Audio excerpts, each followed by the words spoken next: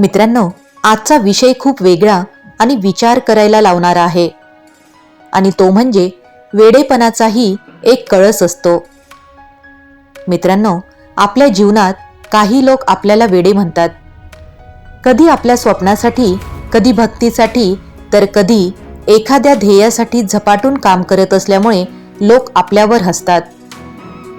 पण इतिहास सांगतो की जे लोक जग बदलून गेले त्यांना सुरुवातीला लोकांनी वेडे समजले होते. मित्रांनो, संतांच्या भूमीत जन्मलेल्या अनेक संतांचे जीवन याचे जिवंत उदाहरण आहे. संत तुकाराम महाराज विठ्ठलाच्या नामात इतके रंगून गेले होते की अनेक लोक त्यांची थट्टा करत होते. पण त्याच तुकाराम महाराजांच्या अभंगांनी आज लाखो लोकांच्या जीवनाला दिशा दिली. मित्रांनो, संत ज्ञानेश्वर महाराज यांनी लहान वयात ज्ञानेश्वरी लिहिली. त्यांच्यावर अनेक संकटे आली, लोकांनी त्यांना कमी लेखले. पण आज संपूर्ण जग त्यांच्या ज्ञानासमोर नतमस्तक होते. संत गाडगे महाराज हातात खराटा घेऊन गावोगाव फिरत होते. अनेकांनी त्यांना वेडा म्हटले, पण त्यांनी समाजाला स्वच्छतेचा आणि सेवाभावाचा महान संदेश दिला. आणि आपल्या सर्वांचे आराध्य स्वामी समर्थ स्वामींचे वागणे अनेकांना समजत नव्हते. त्यांच्या अनेक लीला सामान्य बुद्धीच्या पलीकडच्या होत्या, पण त्याच लीलांमधून लाखो भक्तांना जीवनाचा मार्ग मिळाला.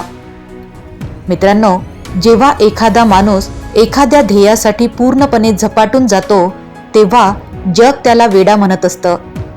पण वेळ गेल्यावर ते जग त्याच्या यशाला सलाम करत असतं. लक्षात ठेवा, लोकांचे बोलणे तात्पुरते असते, पण तुमची श्रद्धा आणि मेहनत कायमची असते.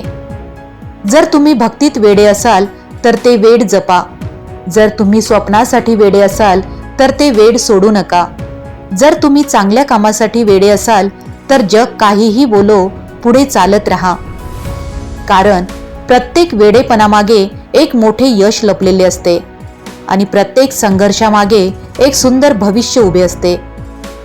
मित्रांनो, आज लोक तुम्हाला समजून घेणार नाहीत, पण उद्या तुमचे यशच तुमची ओळख बनणार आहे. आणि म्हणूनच संतांची शिकवण सांगते, जग काय म्हणेल याचा विचार करू नका, देव काय पाहतो याचा विचार करा.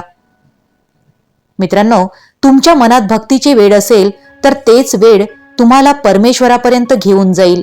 मित्रांनो, संत तुकाराम महाराज म्हणतात, वेडा झालो वेडा झालो, वेडी याच्या गावाला गेलो. याचा अर्थ तुकाराम महाराज म्हणतात, मी देवाच्या प्रेमात इतका बुडालो आहे की लोक मला वेडा म्हणतात. पण हे वेड संसाराचे नसून विठ्ठल भक्तीचे आहे. जेव्हा माणूस देवाच्या प्रेमात रमतो तेव्हा जगाच्या नजरेत तो वेडा दिसतो, पण देवाच्या नजरेत तो सर्वात शहाणा माणूस असतो.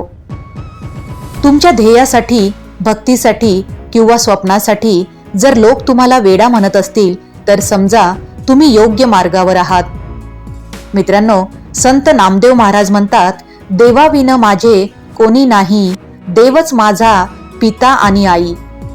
याचा अर्थ नामदेव महाराजांनी देवाला सर्वस्व मानले होते. त्यांना जगातील कोणत्याही गोष्टीची गरज वाटली नाही आणि हेच भक्तीचे वेड होते. जेव्हा मनुष्य एका ध्येयाशी पूर्ण प्रामाणिक राहतो तेव्हा त्याला यश मिळण्यापासून कुणीही रोखू शकत नाही. संत चोखामेळा ऊस डोंगा परी रस नोहे डोंगा, काय भुललासी वरल्या रंगा. याचा अर्थ ऊस बाहेरून वाकडा असला तरी त्याचा रस गोड असतो. तसेच माणसाचे बाह्यरूप न पाहता त्याचे मन पहावे.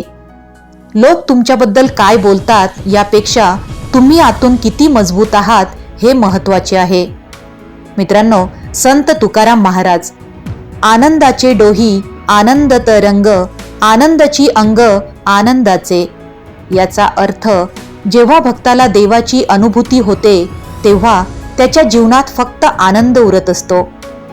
खरे सुख पैशात नाही तर मनाच्या समाधानात आहे. मित्रांनो, संतांचे वेडेपण हे जगण्यासाठी वेडेपण होते, पण देवासाठी ते सर्वोच्च भक्ती होती. आज जर तुम्ही तुमच्या स्वप्नासाठी, ध्येयासाठी किंवा देवभक्तीसाठी झपाटलेले असाल तर लोकांच्या बोलण्याकडे लक्ष देऊ नका, कारण इतिहास साक्षी आहे, जग ज्यांना वेडं म्हणतं काळ त्यांनाच महान बनवत असतो. मित्रांनो, संतांच्या या प्रेरणादायी अभंगातून तुम्हाला काहीतरी नवीन शिकायला मिळालं असेल तर व्हिडिओला एक लाईक नक्की करा आणि अशाच भक्तिमय, आध्यात्मिक आणि प्रेरणादायी व्हिडिओंसाठी आपल्या चॅनलला सबस्क्राईब करा आणि कमेंट्समध्ये श्री स्वामी समर्थ लिहून आपल्या भक्तीची साक्ष द्या. श्री स्वामी समर्थ. जय जय स्वामी समर्थ.